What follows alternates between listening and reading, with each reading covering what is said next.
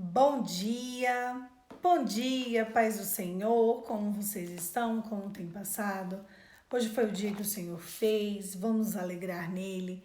Hoje nós vamos estudar o livro de Mateus, capítulo 15. Vamos lá, vamos começar? Mateus 15. Bom dia. Jesus e a tradição judaica. Então, alguns fariseus e mestres da lei, vindo de Jerusalém, foram a Jesus e perguntaram: por que os seus discípulos transgridem a tradição dos judeus e dos líderes religiosos? Pois não lavam as mãos antes de comer? Respondeu Jesus: é porque vocês transgridem os mandamentos de Deus por causa da tradição de vocês? Pois Deus disse: honra teu pai e tua mãe. Quem amaldiçoar teu pai e tua mãe terá que ser executado. Mas vocês afirmam que se alguém disser ao pai ou à mãe, qualquer ajuda eu poderia lhe dar, já dediquei a Deus como oferta. Não está mais obrigado a sustentar o seu pai. Assim, por causa da sua tradição, vocês anulam a palavra de Deus. Hipócritas, bem profetizou Isaías acerca de vocês, dizendo: esse povo me honra com os lábios, mas o seu coração está longe de mim. Em vão me adoram, os seus ensinamentos não passam de regras, ensinados por homens. Jesus chamou para junto de si a multidão e disse: ouçam e entendam.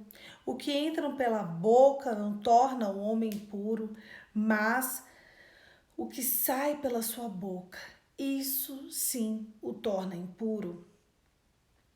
Então os discípulos se aproximaram dele e perguntaram: sabe que os fariseus ficaram ofendidos quando ouviram isso? Ele perguntou: toda planta que meu Pai Celestial não plantou será arrancada pelas raízes. Deixem-nos, eles são guias cegos. Se um cego conduzir outros cegos, ambos cairão num buraco. Então Pedro pediu: explica-nos a parábola.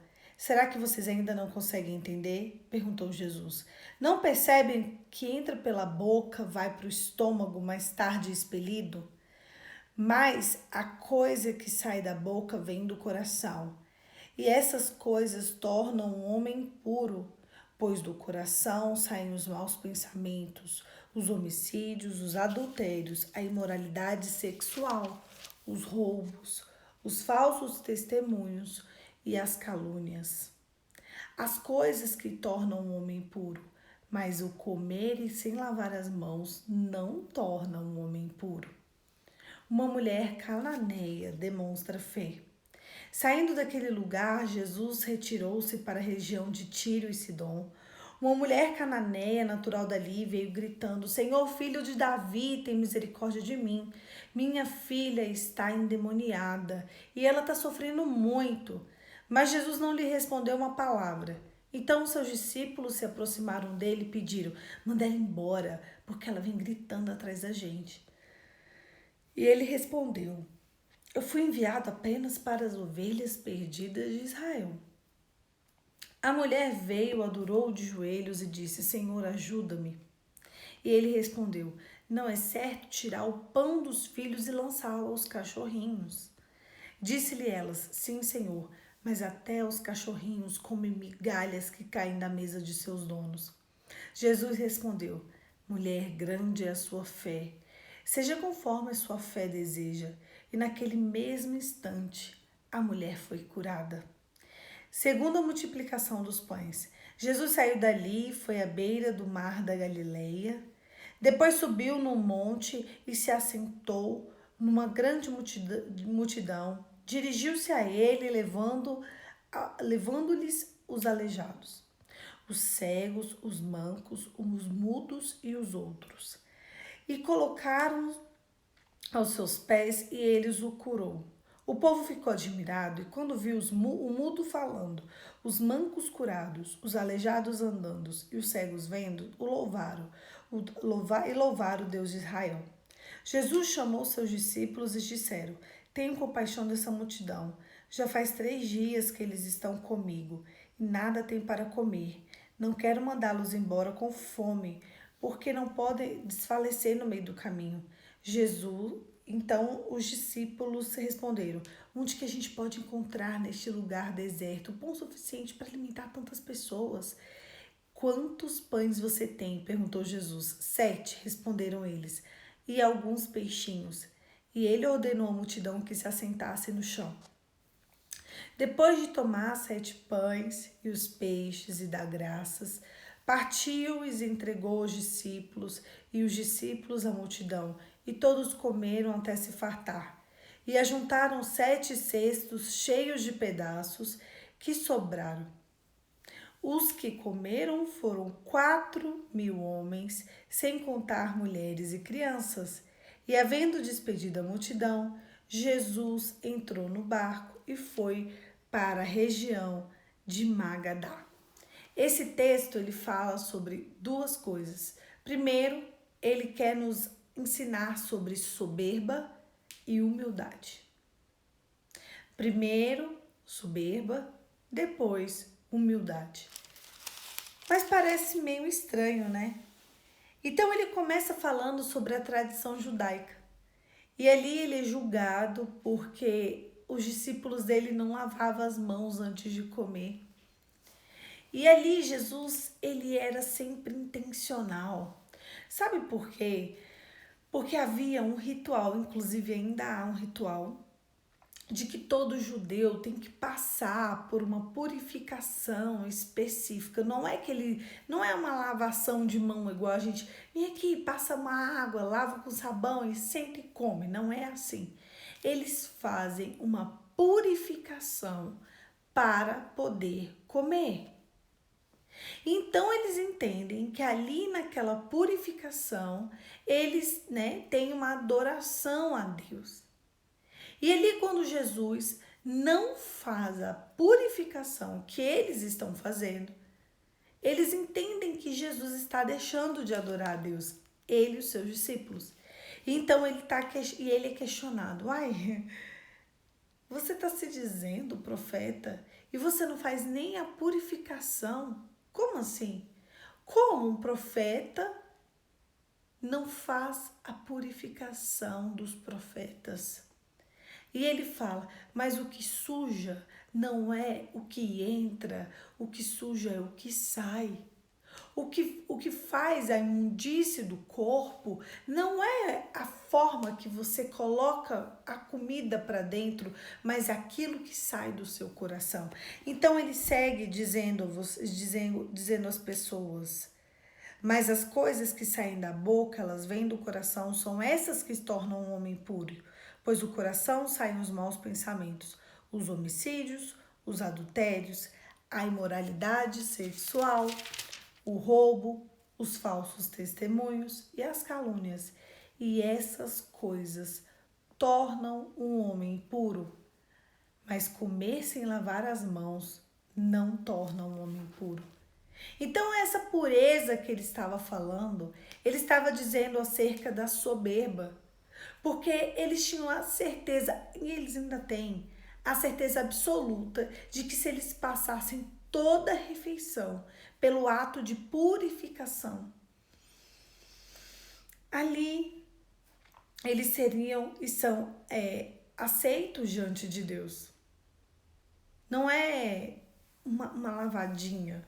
Eles têm uma bacia, fica em volta da mesa, aí tem um lenço. Então Jesus diz assim, não precisa disso. Não é isso que vai tornar a comida pura. Não é isso que vai tornar, o alimento aceito diante de Deus. Isso é soberba. Isso é ritual. O que vai fazer a comida aceitável é o que sai do seu coração. É ter um coração reto, é ter um coração puro, é ter um coração íntegro diante de Deus. Depois que ele sai desse momento de alimentação, ele está andando e ele encontra com uma mulher, deixa eu ver se ela é cananeia ou samaritana, que eu fiquei na dúvida agora. Cananeia. E essa mulher cananeia, ela saiu gritando: Jesus, filho de Davi, tem compaixão de mim, porque minha filha está terrivelmente endemoniada. E ali a gente vê um Jesus diferente. A gente vê um Jesus que até soa um pouco soberbo. Ele ignora a mulher. Um Jesus que ignora alguém, um homem que olha para o povo, um homem que cura, um homem que não se importa se é judeu, se é gentil, se é samaritano, se é cananeu, quem seja, ele simplesmente vai, ele cura, ele faz. E ele vê aquela mulher e ele ignora. Ele já parou no poço para falar com a samaritana. Ele já fez tantas coisas e ele ignora aquela mulher. Não faz sentido. Mas Deus ele queria tratar algo naquele dia. Jesus, ele não faz nada sem ser intencional. Por isso que é muito complicado você abrir, por isso que eu falei para vocês que é quiromancia. E a quiromancia não é aceita diante de Deus. Você pegar um texto, abrir e ver do nada. E ler um pedacinho. Porque os textos da palavra, eles requerem uma ordem. Para você entender o porquê que Jesus agiu assim, você precisa entender que no texto de Mateus, capítulo 15, Jesus está tratando do tema soberba. Então, Jesus encontra aquela mulher e ele a ignora. A primeira hora ele ignora. E como ele ignora, os discípulos falam, ela não para de gritar, Jesus. Já que você não vai parar para ela, despede ela. Aí ele olha para ela e eles acham que ela vai despedir dela. Isso mesmo, ela é incrível. É soberba e humildade. E ali ele começa a tratar a nossa humildade. E ali ela vira para ele e fala assim, Senhor, filho de Davi, tem misericórdia de mim. A minha filha está terrivelmente endemoniada. E ele fala assim, peraí, Senhor, filho de Davi, então você reconhece que eu sou da raiz de Judá. Então você reconhece que eu sou aquele que estou vindo para salvar os judeus. Calma, vamos melhorar essa conversa. Senhor, filho de Davi. Se eu sou o Senhor, filho de Davi, mulher, então eu não vim para você. Eu vim para o povo de Israel. Como eu posso te ajudar? Se eu vim para o povo de Israel e você, cananeia, eu não tenho como te ajudar. Aí ela vira para ele e ele fala assim, ela fala assim, mas Senhor, a minha filha está endemoniada. E ele diz, eu vim para as ovelhas perdidas da casa de Israel, porque você mesmo disse que eu sou filho de Davi, da tribo de Judá. Sabe o que ela fez? Ele não estava trabalhando a soberba e a humildade? Ele falou, eu não vim para o povo de Israel, eu não vim para aquele povo que acabou de dizer que era impuro os meus discípulos não purificar as mãos e os pés, porque tem que purificar. Ah, esqueci de dizer para vocês, além de purificar as mãos, gente, eles têm que purificar os pés para comer. Então, Jesus falava, isso é um absurdo, não tem que purificar a mão e pé para comer. Tem que sentar, passar uma água, passar um sabão, sentar e comer. O que tem que ser puro na sua vida é o teu coração, entende? Então, Jesus trabalhando a soberba, ele vira e ela fala assim, eu vim para o povo da casa de Israel. Você mesmo acabou de falar que eu sou da raiz de Davi. Sabe o que ela faz? Ela se ajoelha. Eu não quero saber se você veio para o povo de Israel. Eu não quero saber se você... Eu quero socorro. Eu sei que você cura. Abre essa exceção para minha vida. Eu tenho na minha casa uma filha e ela está endemoniada. Então, não me importa se você veio para o povo de Israel, não me importa. Eu só preciso de cura. Então ela se ajoelha, ela se coloca diante dele e ela pede: me ajuda, me socorre. E ele fala: mas assim, você acha certo eu não ajudar o povo de Israel e te ajudar? Aí ela: eu só quero uma migalha, eu não me importo, me dá uma migalha. E ele usa uma expressão bem pesada. Você sabe que os filhos de Israel são os filhos e o resto é o cachorro. Então não é certo tirar o pão dos filhos e dar para o cachorro. Vocês lembram que Jesus estava tentando tratar nessa mulher? Soberba. Aí ela estava de joelho e ele falando: não é certo tirar o pão dos filhos e dar para o cachorro. E ela de joelho, abraçada nele. E você sabe o que ela fala? Sim, Senhor, mas até os cachorros comem as migalhas que caem da mesa. Me dá a tua migalha. Eu sei que o Senhor cura. Aí ele: uau, mulher, quanta humildade tem no seu coração. Grande é a tua fé. Seja feita conforme a tua fé. E sabe o que aconteceu? A filha dela foi curada. E ali naquela hora, Jesus estava ensinando os discípulos dele e ensinou a você e ensinou a mim a diferença entre soberba e humildade. Jesus, ele tratou aquela mulher daquele jeito de forma intencional. Ele jamais ia fazer algo que não fosse didático. Ele jamais ia fazer algo que não fosse para te ensinar e para me ensinar. Ele deu uma resposta nos chefes de Israel, mas aquela resposta ficou vaga.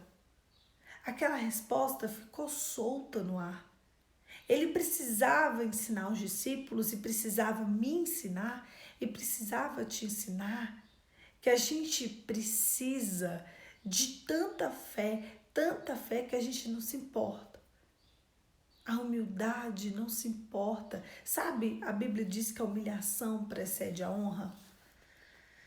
Jesus está falando: ei, eu não vou tirar o banquete do filho e vou dar para o cachorro. A tua linhagem é de cachorro. E ela fala: eu sei, mas mesmo assim me dá uma migalha, porque até o cachorro come migalha. Se você está dizendo que eu sou uma cachorra, então não tem problema, então me dá migalha. O que eu preciso é da minha filha curada. O problema é que a gente se humilha para quem não precisa, porque a gente não precisa de se humilhar. Entende? Às vezes a gente se humilha para demônios, para pessoas, para coisas. A gente se dobra para circunstâncias. Nós nos humilhamos para lugares, para posições.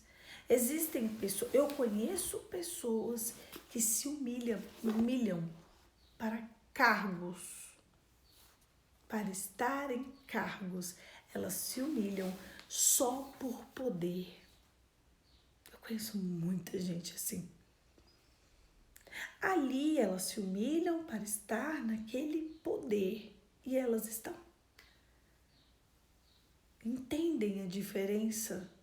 Então, a palavra nos diz aonde nós precisamos de buscar a nossa humilhação.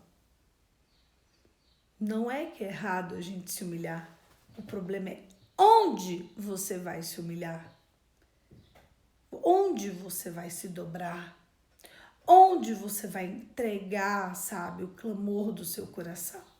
O problema é que você tem colocado as tuas circunstâncias na mão de quem não vai resolver as suas demandas. Na mão de quem não tem que ficar com o seu coração. Nunca coloque as suas demandas, o seu coração, na mão de quem não tem que ficar. Tem gente que se humilha para estar em lugares que não tem que estar. Não é assim? A quantidade de pessoas que se humilham para repousar em corações que não tem que ser repousado. Meu Deus. Sendo que o Senhor fala, olha, se você tiver que se humilhar, se humilha aqui. Se entrega aqui. Porque em mim a humilhação precede a honra. Aquela mulher se humilhou, mas ela se humilhou para buscar o milagre dela. Ela se humilhou porque o Senhor estava testando o coração dela para saber até onde ia a humilhação e até onde ia a soberba. Na casa de Israel, o povo viu soberba. Naquela mulher gentia, cananeia, eles viram humildade. E foi esse um dos motivos em que o evangelho se expandiu para todo mundo. Porque não tinha mais como ficar ali. E um povo que simplesmente não queria ver, ouvir e entender a presença de Deus. Então, ainda falando sobre humildade, Jesus vai testando o limite das pessoas. Ele vai para um lugar e ele começa a pregar. Era à beira do mar da Galileia. Ele não ficou um dia pregando, gente. Ele passou 3 dias falando sem parar. Deixa eu perguntar aqui para vocês. Se hoje Jesus vai voltar, nós sabemos que ele vai voltar.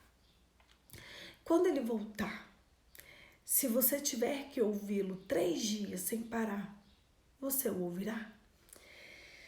Vamos supor que se você levantar, você perde o seu lugar. Você está bem na frente. Você não pode levantar. Você não pode sair. Me responde no chat. Vamos ver se você está a postos. Se você sair do lugar, você perde o seu lugar. Me responde aí. Você sai? Sim ou não? Eu, Poliana, não sairia. Eu, Poliana, não sairia. Quando Jesus voltar, ele ainda ficará um tempo com a gente. E quando ele ficar, não vai ser assim, né? Do nada. Vai chegar e acabou, não. Diz que ele vai vir, ele vai guerrear, ele vai reinar. Não, eu também não, Pri. Eu não sairia. Você sabe o que aconteceu naquele dia? Sabe quem tinha prioridade na frentinha? Na frentinha tinham os doentes. E então levaram coxos e os coxos saíram andando. E aí colocaram os cegos e os cegos saíram vendo. Os surdos saíram ouvindo, os mudos saíram falando e não eram poucos. Vocês têm noção a quantidade de tempo que levou para Jesus fazer aquela cura? Sabe, só para vocês terem ideia, pelos que eles contabilizaram, eram 4.000 homens, foram mulheres e crianças. Eu já falei que menino se multiplica. Menino se multiplica, era pelo menos 5, 6 para cada um ali. Eu não sairia. Então, vamos supor ali que tinha uma base de uns 15 mil, umas 15 mil pessoas ouvindo Jesus falar. Isso porque eles contaram a olhos nus, né? Uma base de uns 15 mil ou mais, 20, né? Umas 20, isso é 4.000 homens. O povo ali não tinha método contraceptivo e tal, né? Então, cada um fazia ali para uma base de uns 10 filhos, leva os meninos tudo, cala a boca menino, fica quieto. Devia ter menino, não é? Era o pai, umas 3 mães, porque podia ter mais de uma mulher, né? Eu penso assim, e aí cada mulher, ó, Jacó tinha 2 mulheres, mais 2 concubinas. Jacó, 4 e 12 filhos. Um monte de menino correndo, não, e Dalice, porque Jesus pregava sem microfone. Nananina, não. Isso aí não existia. Sabe por quê? Porque se houvesse criança correndo e se houvesse criança gritando, ninguém escutaria Jesus. Isso aí eu tenho convicção. Estavam todos mudos. Não tinha possibilidade. Ele sempre ia para lugares em que a acústica projetava a voz dele, mas igual o Mar da Galileia. Então, era projetado. Mas como ele iria ainda competir com uma voz de uma criança? Era assim, menino, a gente está aqui para ver milagre. Quieto, tá? Se você não ficar quieto, você vai se ver em casa. E ali o menino ficava quieto. Aqueles meninos, né, igual os nossos de hoje em dia, não. Aqueles meninos obedeciam. Isso aí eu tenho certeza absoluta. Aquelas mães tinham controle sobre os filhos.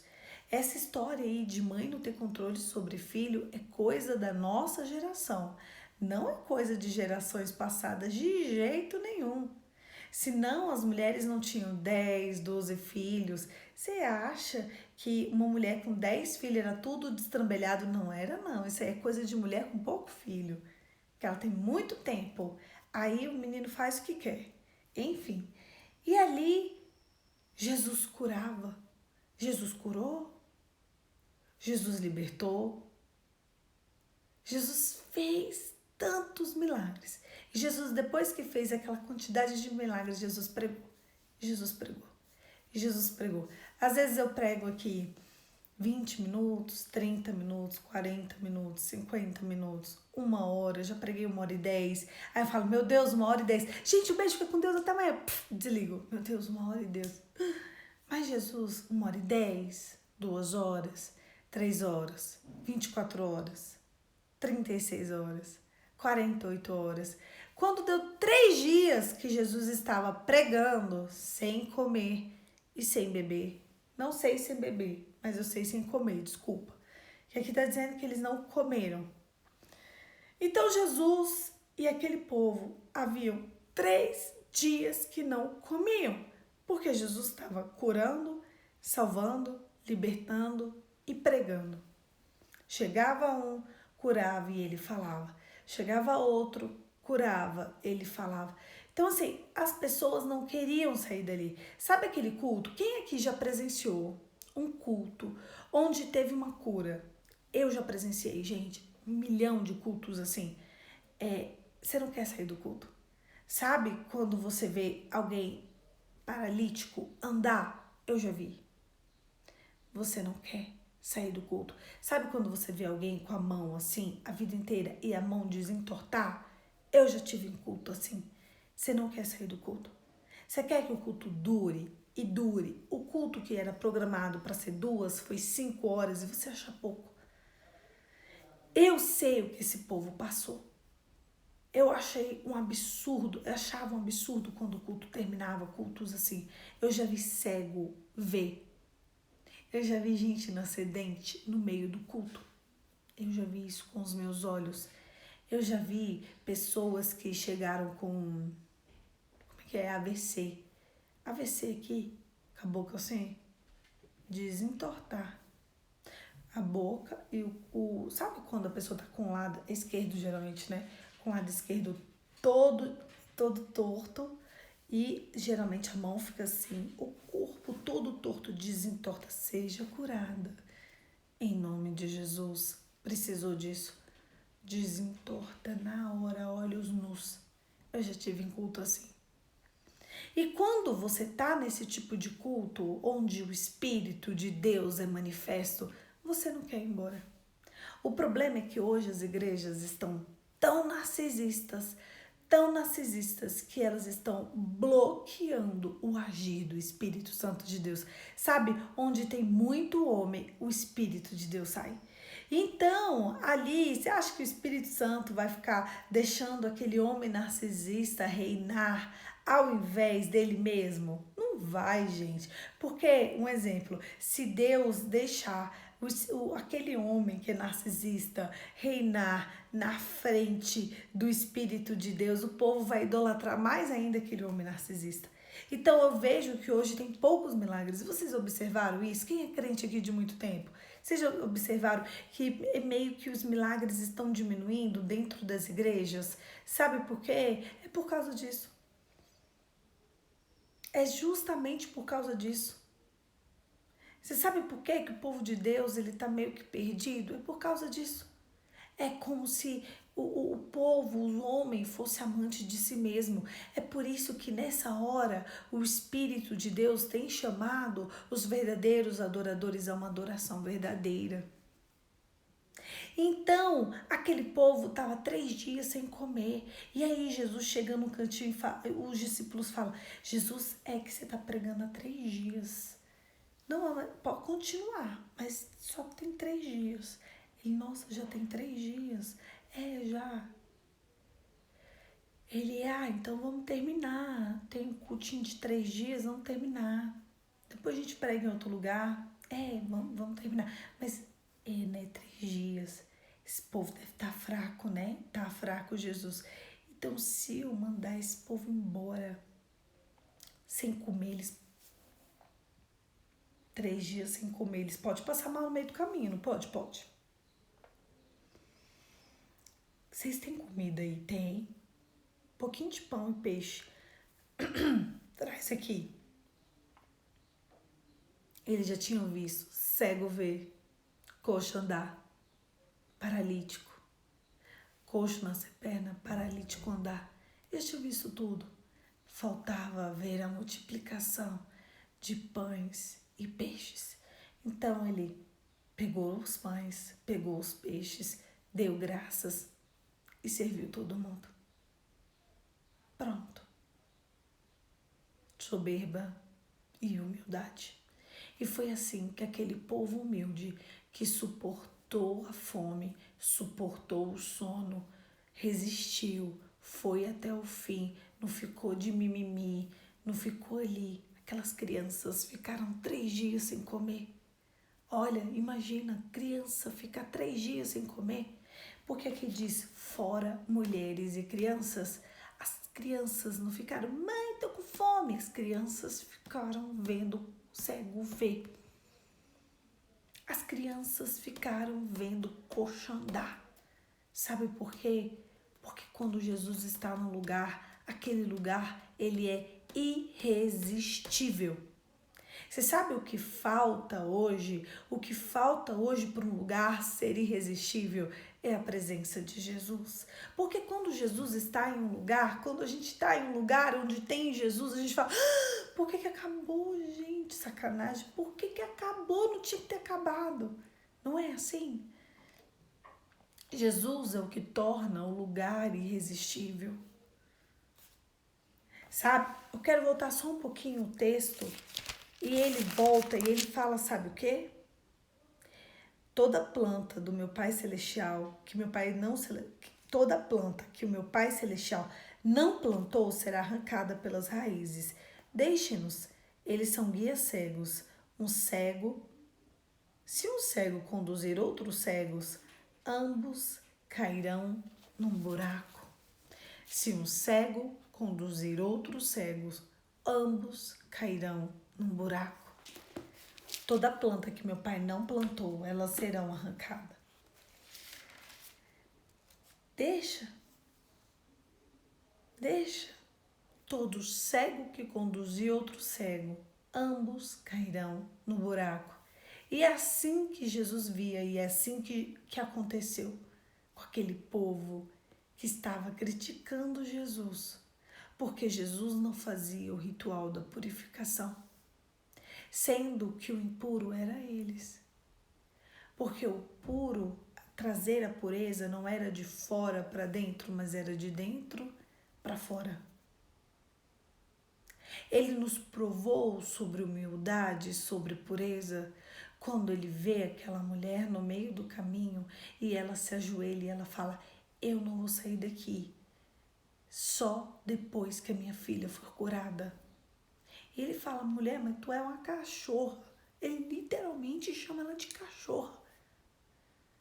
E mesmo assim, ela fala, pode me chamar do que quiser. Eu aceito. Ele, então, você aceita? Aceito. Então tá bom. Você tem tanta fé? Pode ir. Seja curada. Sua filha está curada, pode ir. Pronto.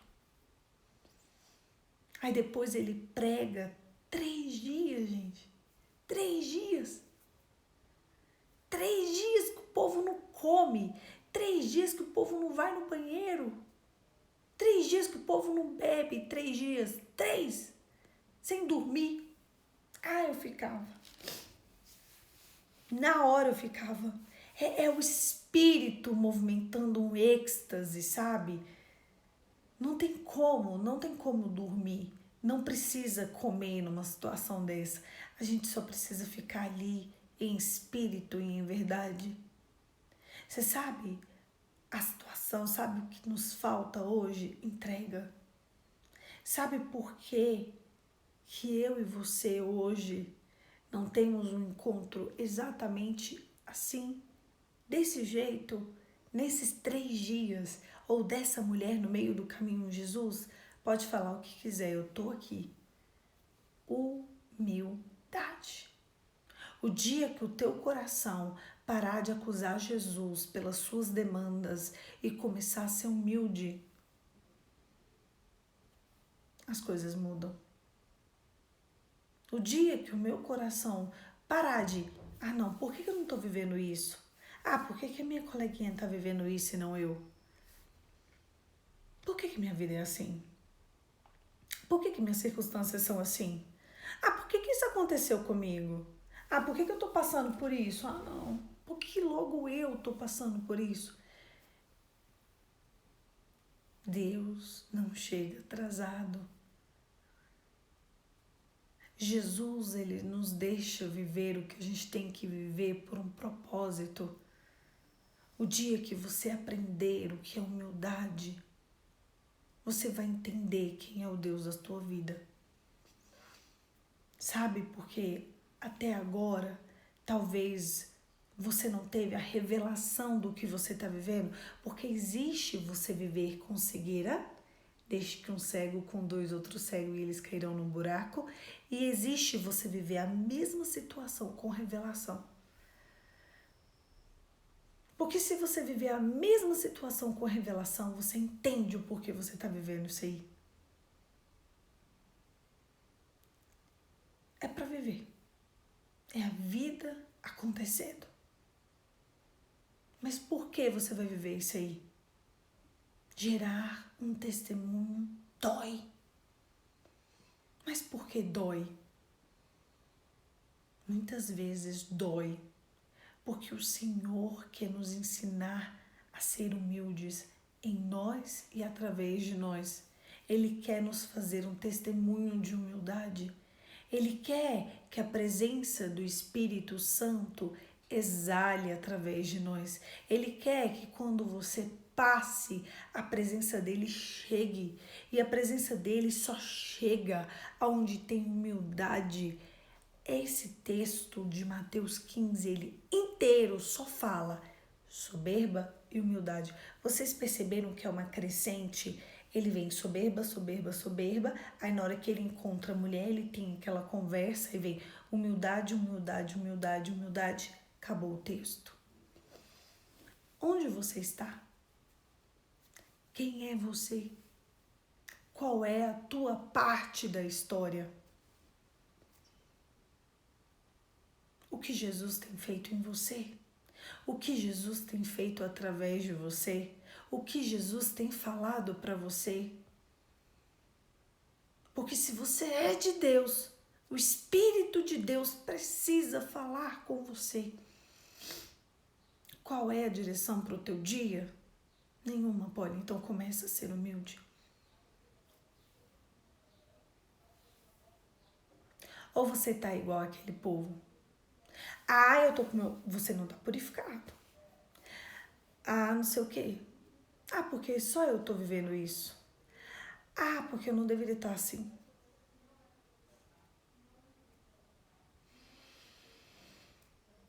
Gente. Tá na hora da gente parar. Chega. Parar com isso. em viver um evangelho verdadeiro. Olha, eu vou falar um pouco disso mês que vem, quando a gente for estudar o livro de Apocalipse. Mas antes eu acreditava que a igreja não fosse passar pela tribulação. Mas hoje a gente vai conversar sobre isso. Eu tenho visto uma igreja tão corrompida, uma noiva com um vestido tão sujo, que eu tenho percebido que a noiva vai precisar de passar por algumas coisas da tribulação para ela se purificar. Mas quando a gente for estudar Apocalipse, a gente vai conversar sobre isso. E eu sinto que essas coisas que a gente tem vivido, é um prenúncio da nossa preparação para o que há de vir. É o Senhor dizendo, eu vou preparar vocês para passar, porque eu quero purificar vocês. Então hoje existe um convite vindo da parte de Deus e eu quero finalizar por aqui. Quem é você nessa história? O soberbo ou humilde?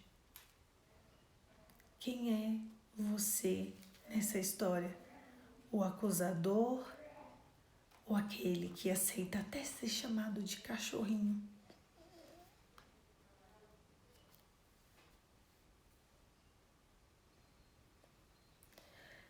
Se Jesus cruzar na sua frente, ele pode te chamar de quê? Ah, ele não pode me chamar disso não, porque não aceito. Tá bom, tudo bem. Ele pode curar outro. Ele pode salvar outro. Ele pode libertar outro. Ele pode fazer história com outro. Porque se Jesus tiver que tratar na sua soberba, e se ele precisar de te chamar de cachorro para tratar a sua humildade, ele vai te chamar. Se Jesus precisar de me chamar de cachorra para tratar a minha soberba e a minha humildade, ele vai me chamar. Você sabe onde tem a cura? É quando eu e você desejamos o confronto. Sem isso não tem cura, sem isso não tem mudança, sem isso não tem transformação. Só há cura quando a gente deseja o confronto. Feche os seus olhos e vamos orar. Pai, em nome de Jesus, nessa manhã, eu quero dizer que nós desejamos o confronto. Ninguém aqui está querendo ser o filho soberbo. Nos perdoe, Senhor. Quantas máculas tem dentro do nosso coração. Nós fomos criados por um povo corrupto, uma geração, uma influência, uma cultura tão estranha. Mas hoje nosso coração te busca de verdade, Senhor. Nos limpa, nos lava, nos restaura. Faz de nós um vaso novo. Nos alcança por amor de Ti mesmo. Nós queremos, na verdade, com tudo isso, é estar diante de Ti em espírito e em verdade. Trata, Senhor, a nossa humildade, para que assim a gente seja aceito diante de Ti. Em nome de Jesus. Amém. Amém, queridos. É isso. Quem é você em Deus? O soberbo ou humilde?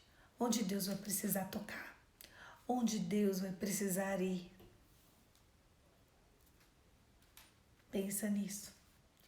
Um beijo, fica com Deus e até amanhã. Amanhã, 5h45, nós estaremos aqui juntos para poder a gente continuar o livro de Mateus.